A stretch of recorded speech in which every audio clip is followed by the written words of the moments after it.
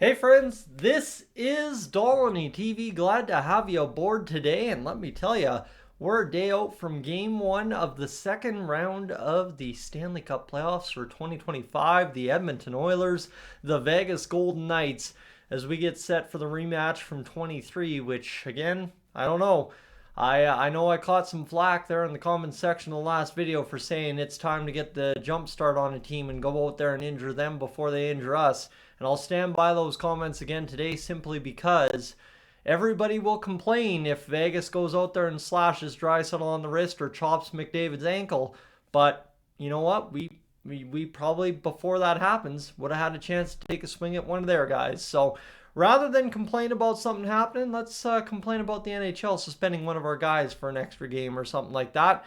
Again, you know Vegas is thinking of doing it. Why not us? Might seem cruel, might seem intent to injure, whatever you want to say, but it's the Vegas Golden Knights. You know they're going to do absolutely everything in their power, every single series, every single game to win the Stanley Cup.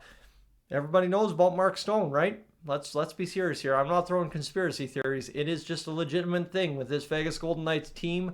Their mandate is win, win, win.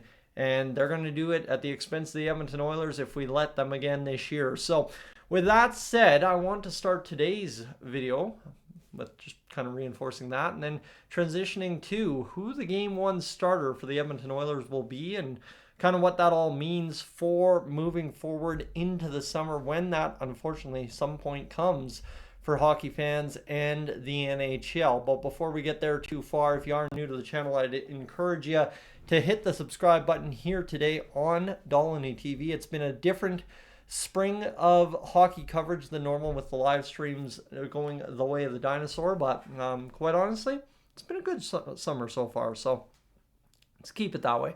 Now, the game one starter, I think all indications, unless I missed something and it's officially been announced here today, maybe I'll double check that, but all indications are showing that Cal Pickard should be the starter against the Vegas Golden Knights in game number one for the Oilers.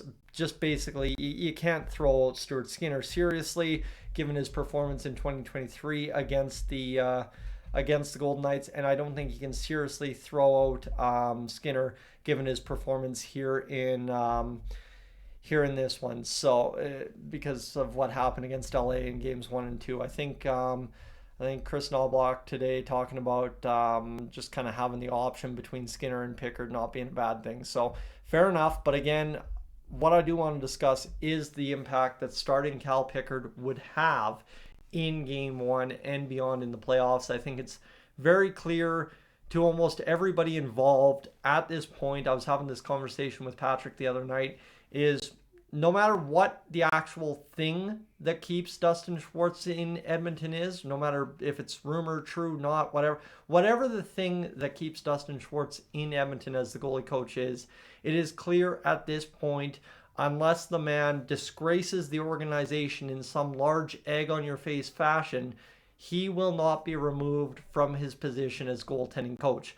Thus, the Oilers will continue to turn promising homegrown developed netminders and veteran players who have a pretty good reputation around the league post-career in Edmonton. They will keep turning them away once they chew them up and spit them out. That is the tenure of Dustin Schwartz as goalie coach in Edmonton thus far. Now, what happens with Stuart Skinner is, unfortunately, I think it is clear after games 1 and 2 in LA and playoff performance after playoff performance and regular season this year and regular season last year, that Stuart Skinner has reached the end of life cycle here in Edmonton. Now, something else that sparked this video is the fact that I've been told a few times over today that the Jeremy Swayman Bleacher Report, the whole whatever the heck that thing, you probably watching back at home have more clue what's going on with this Jeremy Swayman of the Oilers BS that I keep hearing about. But again, I don't think getting a new goalie this year is BS. That's the point of the video right here, is the fact that if Cal Pickard starts game one and beyond for the Edmonton Oilers, and that will likely happen unless an injury or something happens to Pickard, quite clearly Stuart Skinner's days here in Edmonton are done. There's no point in keeping a guy that is as much of a lightning rod as, I mean, at times Darnell Nurse has been, as much of a lightning rod, if not more, than Evan Bouchard. Stuart Skinner has to be one of, if not the most disliked homegrown players the Oilers have had in, I think, a long while watching this team, if not ever.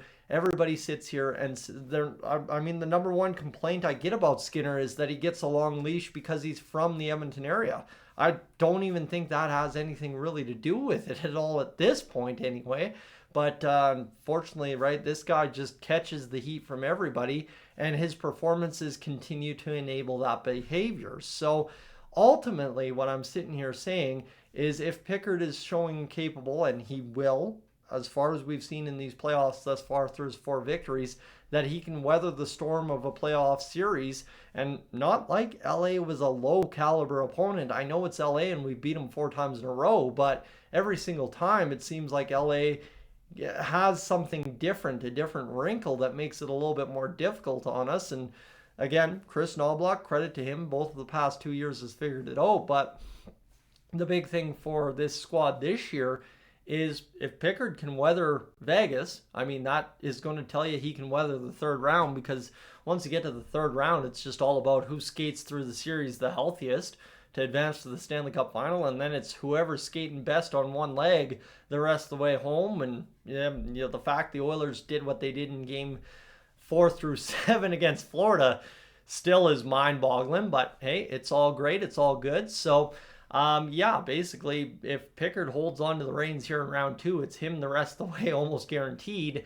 And that very much so puts Skinner's job right out the door here in Edmonton. So successfully, again, Dustin Schwartz chews up another young goalie and spits him out to another organization where undoubtedly Skinner will do better. Just that's the history of players that get chewed up in Edmonton, spit out, and sent elsewhere, outside of maybe Nail Yakupov.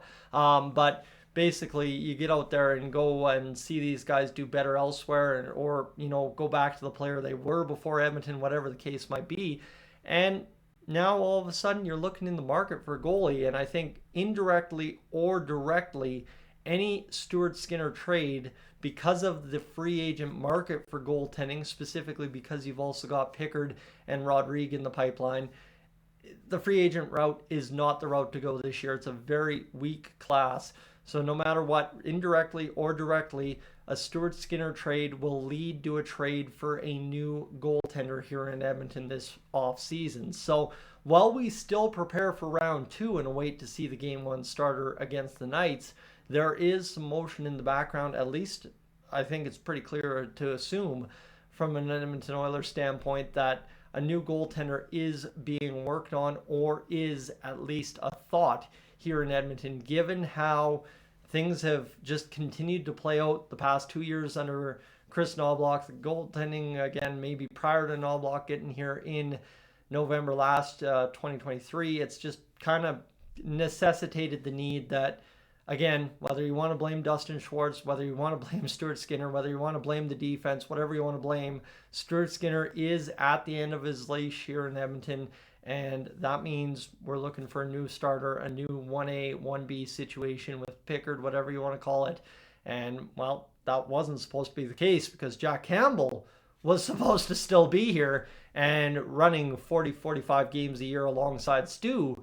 But no, instead, history had different plans for us, and that's where we're at right now, going into round 2, staring down the barrel of an off season that will change the direction of our crease going forward once again for another summer here in Edmonton. So friends, thank you so much for being aboard. We look forward to game 2 tomorrow. I got to figure out where the heck I know where I'm watching that. We got a ball game in Crossfield at 7 p.m. The Pirates go to war for the first time this year in the regular season. The tournament, the icebreaker, ended in the semifinals yesterday, but that's again why they call it the icebreaker.